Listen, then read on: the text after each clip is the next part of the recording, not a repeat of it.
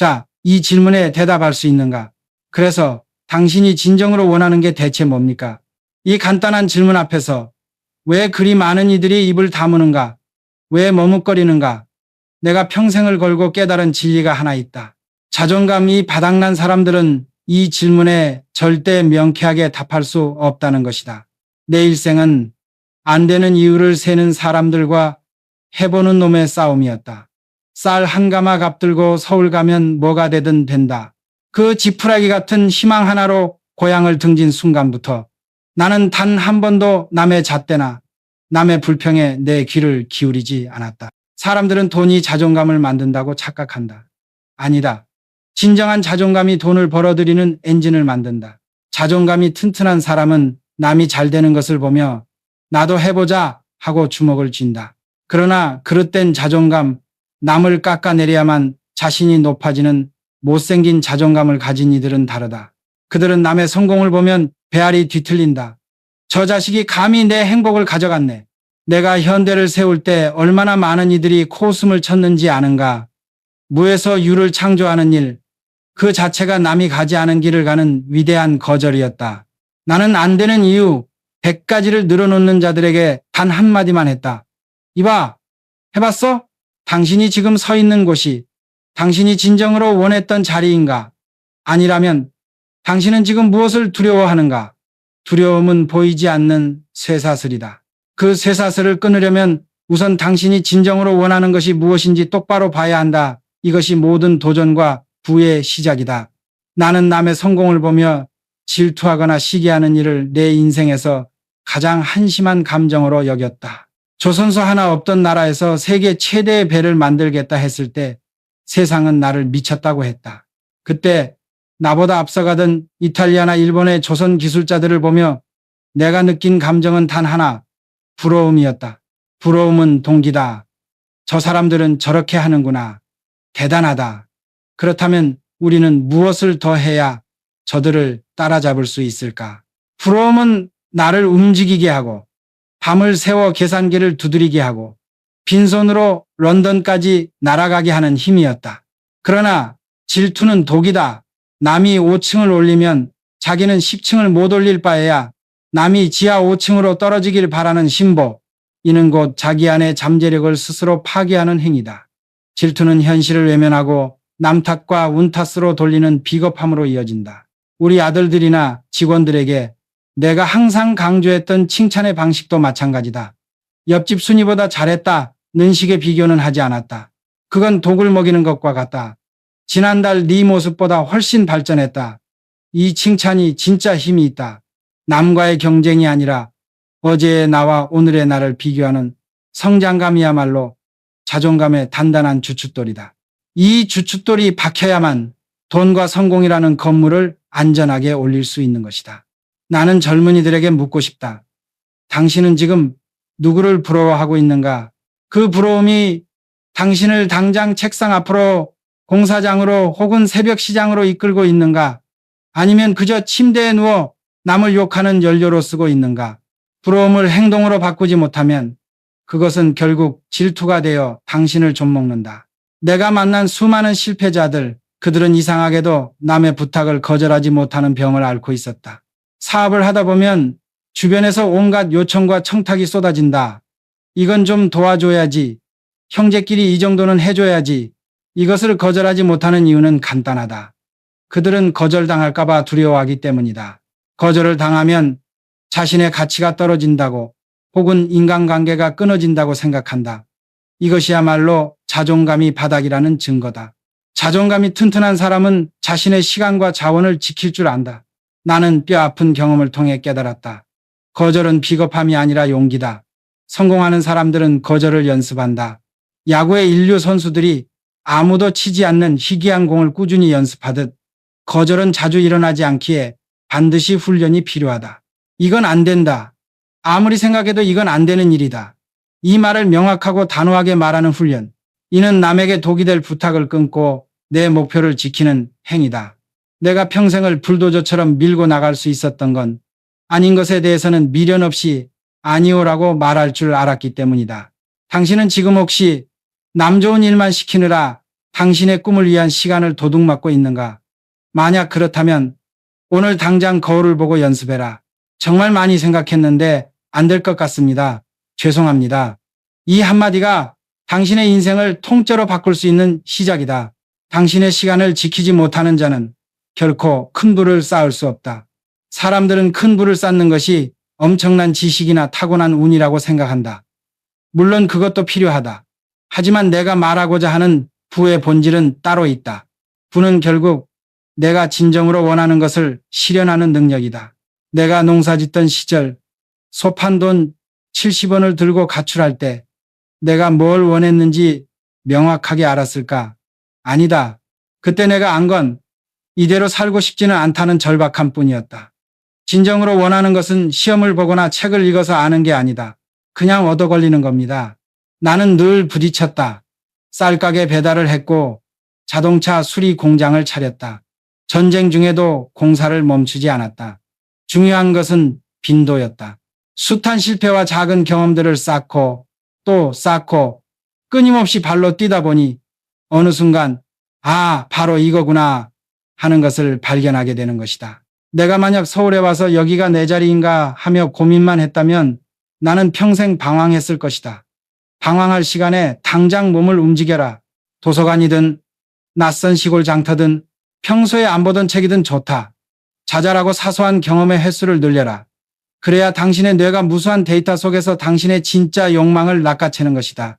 진정한 부자는 루브르 박물관 앞에서 감탄만 하는 사람이 아니다.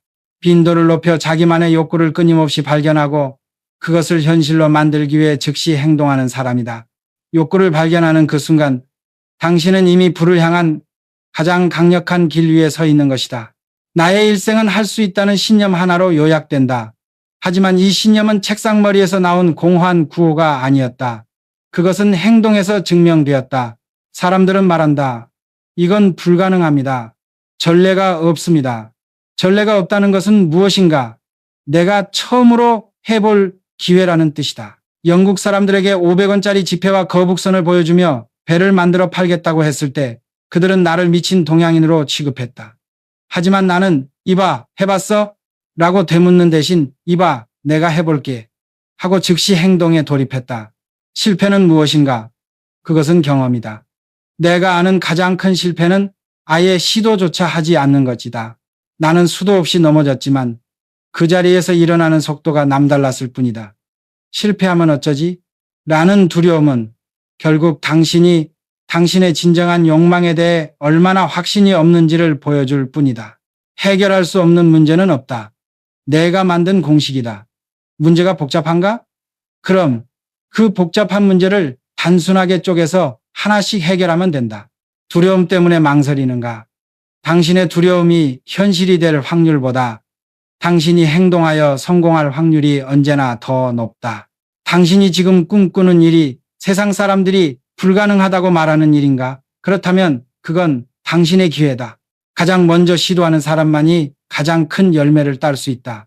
움직여라. 당신의 신념은 당신의 발걸음에 의해 증명된다. 나는 평생을 싸움꾼처럼 살았지만 감정적인 사람은 아니었다. 내가 깨달은 것은 사람이든 조직이든 감정이라는 것이 균형적으로 성장해야 한다는 사실이다. 요즘 젊은이들이 분노를 조절하지 못하는 것을 보면 마음이 아프다. 부모들이 남자애는 우는 거 아니야.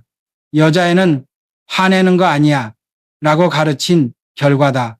울음, 슬픔, 분노, 지루함, 이런 감정들은 우리가 원하지 않아도 반드시 자라야 한다. 감정이 자라지 못하고 억눌리면 어떻게 되는가? 슬픔은 비관이 되어 인생을 좀먹고 화는 우라병이 되어 결국 모든 것을 망가뜨린다. 이 감정들이 터져 나올 때 우리는 다 큰 어른이 왜 저럴까 하는 한심한 모습이 되는 것이다. 책임감 있는 지도자가 되려면 감정을 억누르는 것이 아니라 건강하게 다스리는 법을 배워야 한다. 내가 사업을 하며 수도 없이 좌절했을 때 나는 좌절감을 덮어두지 않았다.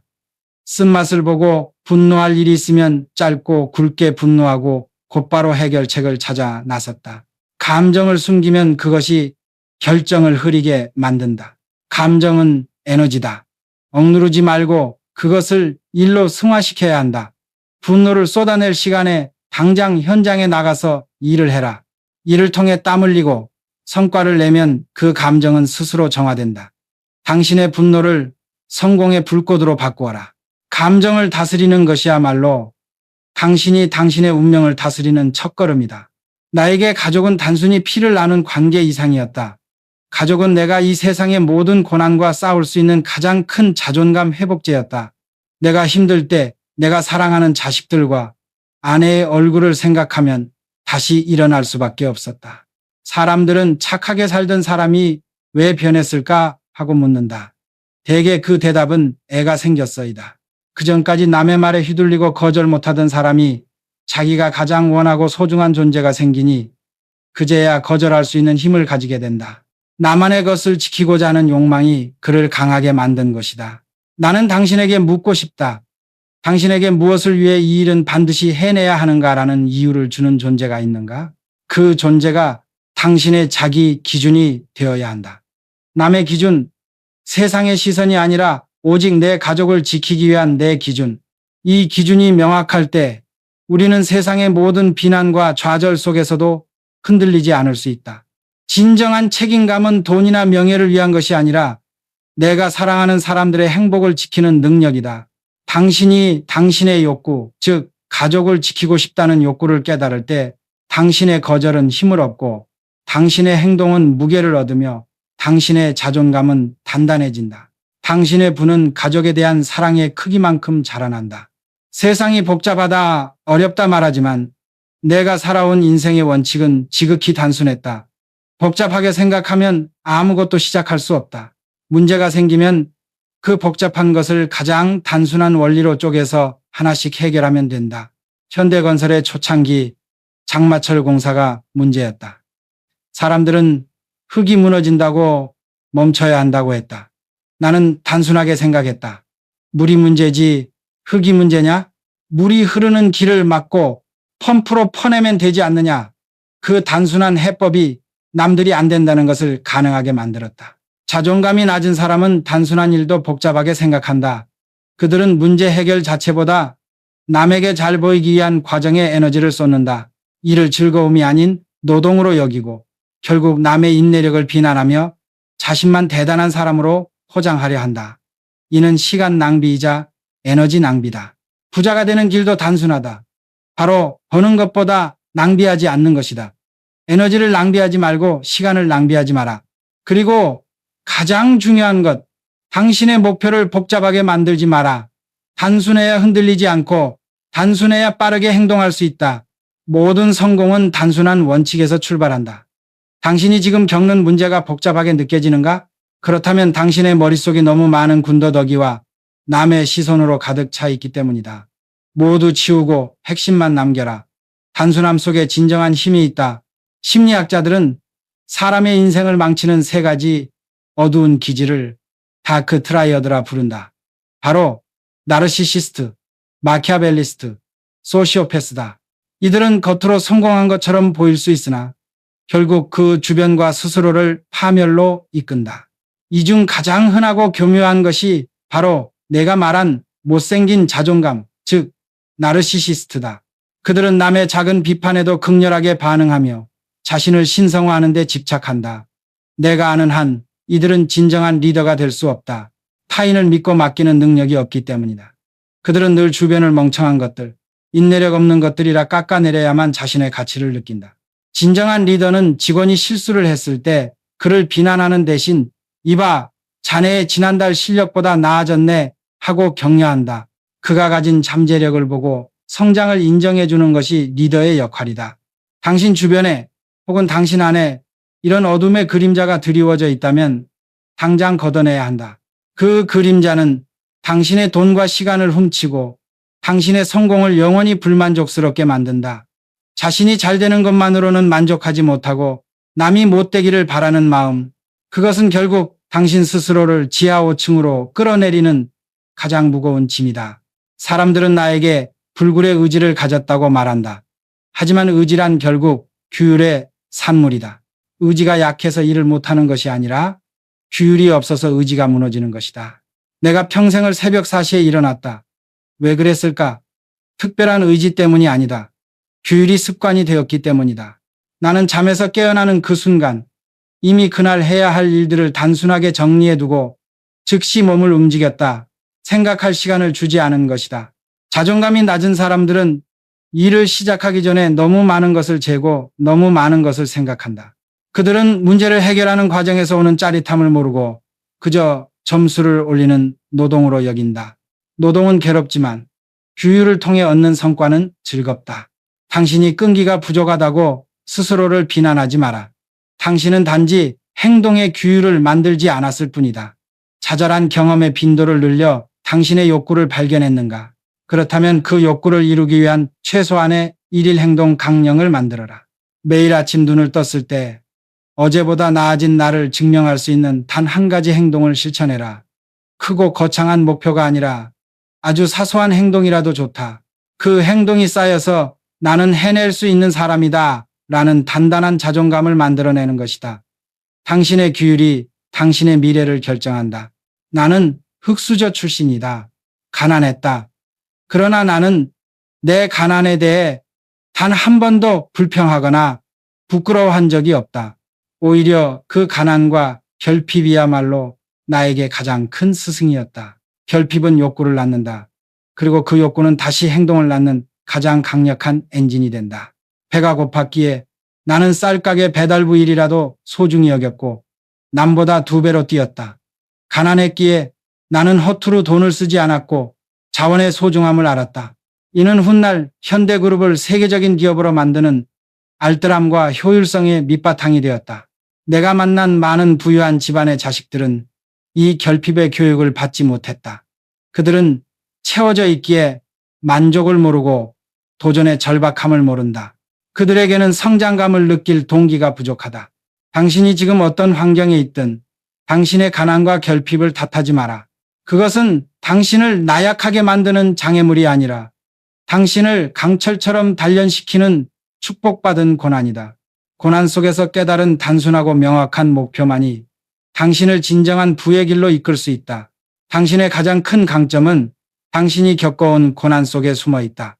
고난에 감사하고 고난을 기회로 만들어라. 자, 이제 내가 당신에게 마지막으로 묻는다. 당신이 이 세상에 태어나 단 한 번도 후회하지 않을 단 한 가지 일이 있다면 그것이 무엇인가? 당신의 진정한 욕구를 발견했는가? 그렇다면 이제 주변의 모든 불필요한 속삭임을 거절해라. 세상의 모든 안 되라는 비난을 거절하고 당신의 시간을 빼앗는 모든 요구를 거절해라. 거절은 방어가 아니다. 그것은 당신의 가장 소중한 자산인 목표와 시간을 지키는 가장 공격적인 행동이다. 남들이 당신의 거절을 보고 속상해하든 분노하든 그건 그들의 몫이다. 당신의 인생은 당신의 몫이다. 내가 거절하지 못하고 남의 부탁만 들어주며 살았다면 현대는 존재하지 않았을 것이다. 나는 오직 내가 원하는 대로, 내가 옳다고 믿는 대로 움직였다. 그것이 세상의 이치와 맞지 않는다 하더라도 두려움에 떨며 망설이는 모든 이들에게 선언한다. 당신이 가장 두려워하는 것은 실패가 아니다. 당신이 가장 두려워하는 것은 당신이 진짜로 원하는 삶을 사는 것이다. 왜냐하면 그것을 실현했을 때 당신은 더 이상 남 탓을 할 수 없기 때문이다. 당신의 욕망에 충실해라. 그것을 가로막는 모든 것을 부숴버려라. 이것이 바로 부자가 되는 유일한 길이자 자존감을 회복하는 가장 강력한 클라이맥스다. 지금 당장 행동해라. 인생이란 참 길고도 짧다. 내가 살아보니 그렇다. 우리는 너무 많은 시간을 남의 눈치를 보고 남의 불평을 듣고 남이 만들어 놓은 순위 속에서 자신을 괴롭히며 산다. 남과의 비교에서 얻은 일시적인 우월감이나 열등감은 결국 당신의 시간을 낭비할 뿐 진정한 부나 행복으로 이어지지 못한다. 당신은 어쩌면 수많은 감정들 중 일부만을 억누른 채 정서적으로 미완성된 어른으로 살고 있을지도 모른다. 화는 우라병이 되고 슬픔은 비관이 되어 당신의 발목을 잡고 있을지 모른다. 모든 감정을 허락하고 그 에너지마저도 당신의 일과 성장에 쏟아부어라. 나는 내 평생을 걸고 남이 만들어 놓은 안 되는 이유의 벽을 부수고 되는 방법을 찾아내는 일에 몰두했다. 당신도 할 수 있다. 지금 다시 한번 스스로에게 물어보십시오. 그래서 당신이 진정으로 원하는 게 대체 뭡니까? 그것이 무엇인지 당신의 가장 사소한 경험들 속에서 찾아내십시오. 그리고 그것을 지키기 위해 세상의 모든 거절을 연습하십시오. 당신의 인생은 당신이 원하는 것을 단순하게 규율적으로 그리고 불굴의 의지로 실현하는 과정입니다. 삶은 길고 성찰은 짧습니다. 이제 생각은 그만하고 당신의 욕망이 이끄는 대로 발걸음을 떼십시오. 당신의 삶은 당신의 행동에 의해 완성될 것입니다.